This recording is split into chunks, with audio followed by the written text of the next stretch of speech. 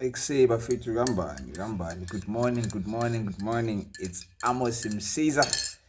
So I go by the name Amos Msiza, the speaker.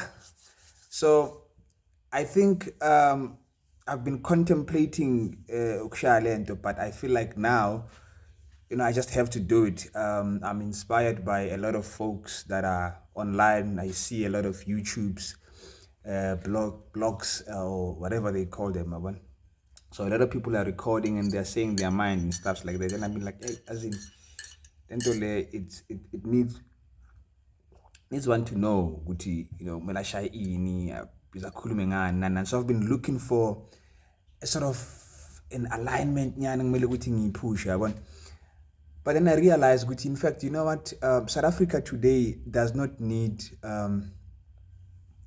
ama-hot club nyana ukuthi we mina ngishaya lento le mina ngilove it. They just, YouTube is all about content, and it's all about coming here and speaking your mind, from the perspective of the world that you are living in. What do you see, what do you think, and how do you help us create and shape this whole thing? Because right now we live in the world of technology, and I think for me it feels like it's the right time. We need to talk as a country. We need to talk about anything. We need to give our perspective so that our kids can know where we come from, what are we doing, what have we tried, what would we want to see happening, and also a lot of power that needs to be held accountable. Your ESCOMs are failing us right now.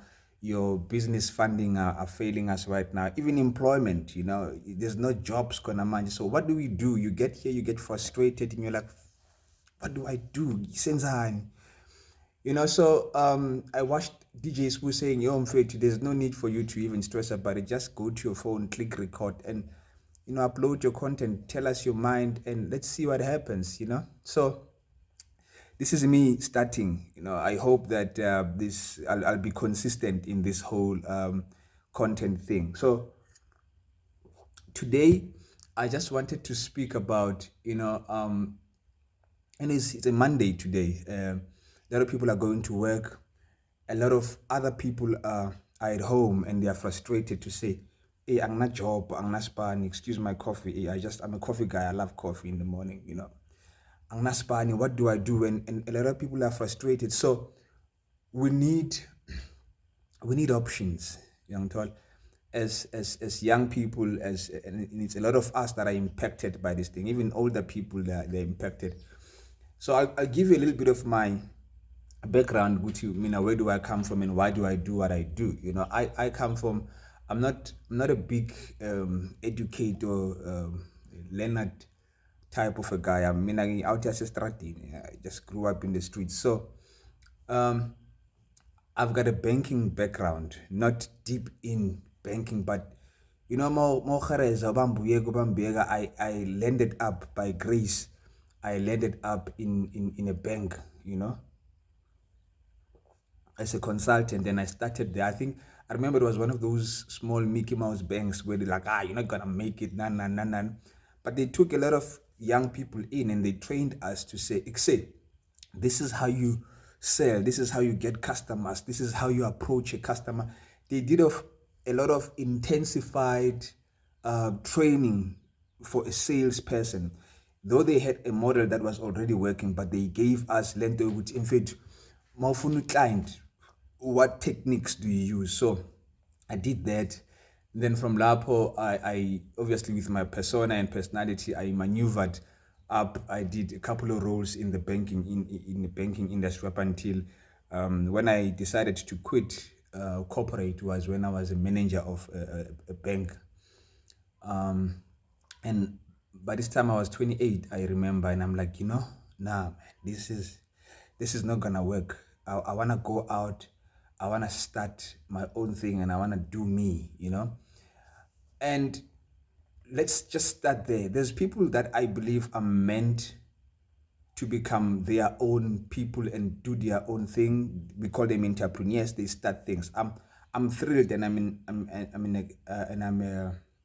entertained by that. It's a lot of hardships, a lot of into span, together, people that believe in you, they support you, but sometimes it becomes very difficult that they question. So I decided to quit. I think it was around about 2018. And I'm like, you know what, now, because of I had already sucked enough knowledge for me, and I realized how the system works. I think once everybody realizes how the system of corporate in South Africa works, then they start to say, hey, because here's what I realized, Mina, in corporate, is that they want you at your earliest and your most thriving ages. You're 21, you're 23, 25, just after matric, and then they give you a very pathetic salary because you are starting out. But what you don't understand, which when you are young, you are full of energy, you are still able to learn new technologies, and that's why they want that labor. So you sell your labor to them, and then they put you on this little but on this little thing that no matter how much you run, you don't make it. So you start chasing up clients, you start selling, you start doing this, you start doing that. They give you a salary at the end of the month. Then they start introducing debt. The very same bank introduces a debt, because I remember when we started out, I was banking with a different bank. And when you come in, they're like, no, we are gonna pay you in our bank card. So now I was forced to go and open up a bank card for the bank that I work for, so that they can give me my salary. And then once they are starting to do that, they are also taking your information. What do you like? What do you want? And if you want a car, we can give you a loan for a car. Already you become their first customers and stuff like that. So they are already they suck their own employees because they can. So then what happened was, when you realize, which, man, at age, as you go up, obviously they keep giving you increments. I'm talking about the normal laborer here who doesn't want a lot of things, but they are loyal to their job. They keep going to their job, and which is a good thing. And then at age 30, 35, 40, what you will realize is that the system, especially the private corporations, they start to work to get you out. They start to sort of push you away. Why? Because now you are older, you are almost, your responsibilities have grown, and you've got reasoning to say, no, but look, man, I don't see value for money there and stuff like that. And they already have given you increases. So right now, back to 5,000. Now they are paying you like about 18,000, or let's say 21,000 for a consultant. And you are tired, you are untrainable, your moral is down because you've just been there for long. The system starts to say, kick this person out. With the 20,000 that you are paying him, go and employ other 3 young people and give them 7.5s, And obviously, because it's the same cycle. And I'm like, so I'm gonna give these guys my years, my most important years, where I can try out stuff, I can hustle, and then at the end of the day, they're gonna slap me with a paycheck that's pathetic, and a provident fund that has not much. It's not gonna make me a millionaire. So why am I then doing this? So I said, no. If we want to change how things are, if we want to change how things are for my family and for my bloodline, somebody needs to go start something. So I said to myself, I'm gonna be that person that quits and start to do something that can benefit me, and I can do my own thing, and I can actually leave some sort of a legacy for my kids, or for my family, or for my wife, or whatsoever the case is. But for those that are unemployable, it's not to say that they are unemployable. They are unemployable because of a system. But if you really go and check these guys, they are intelligent enough. It's just that, you grow up, you meet the wrong friends, you do a couple of things, and now the system doesn't want to give you a chance because you you fucked up nyana lapho nalapha, but so you still want cooperations or businesses that will still give even those type of people the guns, which say, see what you are made of. I want, maybe we can then therefore build you up to become better. So then I quit and I said, I'm going to start from scratch. But little did I know, a strategy is yabuya above. But here's what I learned from cooperation or from the cooperation, especially the banking sector, and what we apply on our daily lives. And I think if every young person can get this, they are set for life. Everybody who is a billionaire, a millionaire, whatsoever it is that they do, they are selling something. Once you understand that whatever you are doing, at the end of the day, you need to take it to the market and sell it, you will understand that it doesn't matter what you do in the economy. The most important person, the most important player is the guy who is able to sell it. Once you get a right guy who is able to sell it, you're good. You can have the best product, but if you don't have the best person to sell it, your product doesn't then move, you know. So spinach, you can be passionate about farm and but at the end of the day, it needs to come to the market and find somebody who can sell it. You can become a technology guy who's like, hey, one of these moves. But at the end of the day, your product needs to come to the market and be sold. You can become a truck driver who is best at driving, but you still need to take those skills to the market and sell them so that you can get hired. So in the buyer that people need to understand is that selling is life. You can't do fuck all if you can't sell. So the first skill that anybody would need to learn is not to produce, it's not to create. No, it's to sell. Because you can't sell, you can't just create and not be able to sell. What's the point of you creating, you know? So then the second thing that a lot of people would need to understand is that you build your brand over time, and it's consistency. If you keep doing it, that's what we start to know you by. And if you are good enough to us, we start referring you.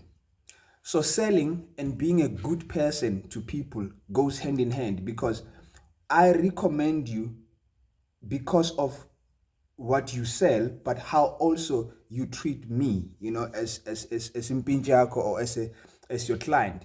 And you are consistent in that. People that don't make it are people that jump from 1 to 2, 3, 4. You can't make it.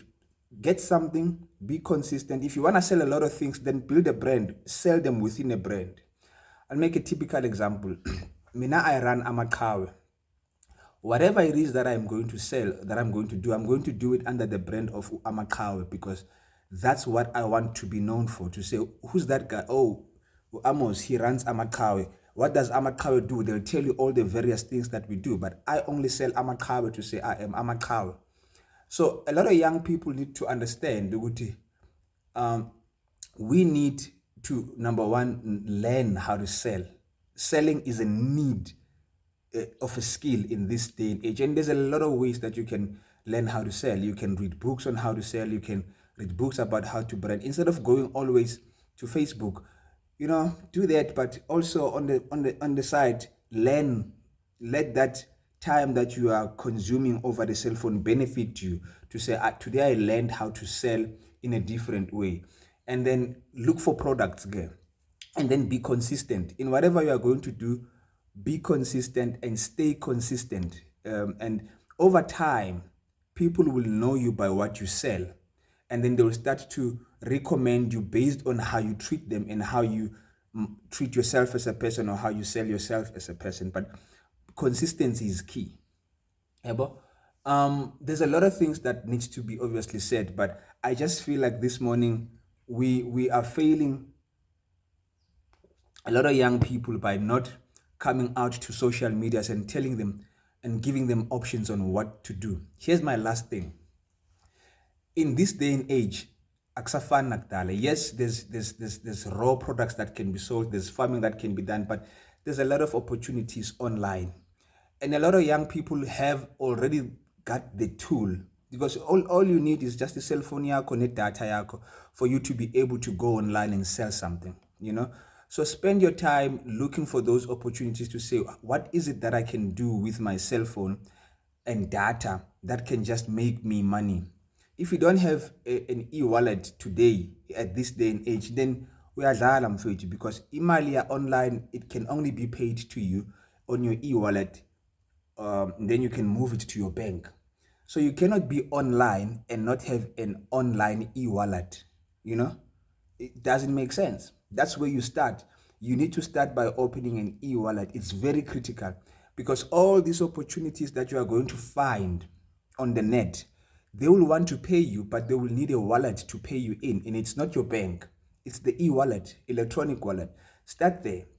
I think for Vandaag, I will just pause it here, but I hope that we meet on the next chat so that we can just get the conversations going. What can we do, you know, as abantu basemakasana, and see what else can be, what other opportunities are there. And if you like what we are talking about, hit that like button. We are starting up this new channel. I don't know how it's gonna go, but I'm gonna try and be as consistent as possible. I don't have to have a fancy house. I don't have to have a fancy cell phone. I don't have to have a fancy background, because I wanna be real at the end of the day. If I make progress, hopefully it will inspire you to also, you know, make progress and start. So Amos Msiza, the speaker. Njengoba fethu mina i-out yaseMpumalanga, deep KwaNdebele, eVezubuhle, Khayelitsha. That's where I'm about. 1022, baby. I'm out.